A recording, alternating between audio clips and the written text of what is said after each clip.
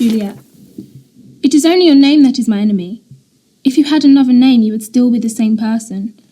A rose would still smell as sweet if it were called something different, and Romeo would still be as perfect if he were not called Romeo. Give up your name, Romeo. It is not part of you anyway, and take me instead. Romeo. Just call me Love and I shall never be Romeo again. This is one of Shakespeare's most famous plays. That's why I decided to read it. Of course, it is a very romantic story, and I like romances, but it also has a very serious message that is important today. Romeo and Juliet love each other, but their families won't let them. There are things in society that separate people from loving each other, but in the end, love always wins. The end is very sad, though.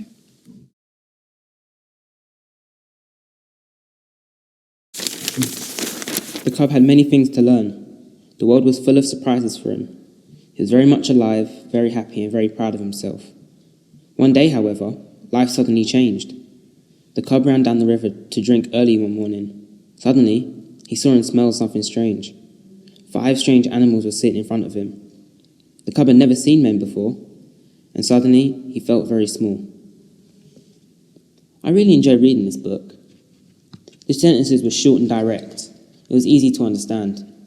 And the writer introduced characters really clearly, like White Fang.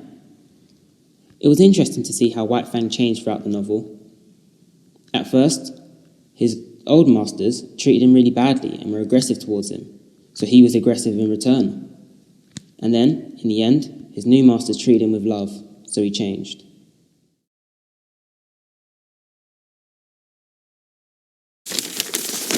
"Do not kill me yet," the monster cried. "Listen to what I have to say." "What can you say to me?" I replied. "You have destroyed everything I loved. You are a thing of evil, a wicked creature." "You made me," the monster replied. "I did not wish to be evil. I wanted to be your friend, but you made me ugly and ran away from me. I asked you to create a friend for me, but you destroyed her. I had no family to love, so I destroyed yours. It is your fault." This is from the end of the book. At first, I didn't want to read this book because I thought it was just a simple horror story, but it's actually more than that. The relationship between the doctor and the monster is really interesting. In fact, the monster isn't really the monster like it says here. In some ways, the doctor is the monster. So it's a book that makes you think, and that's what I like.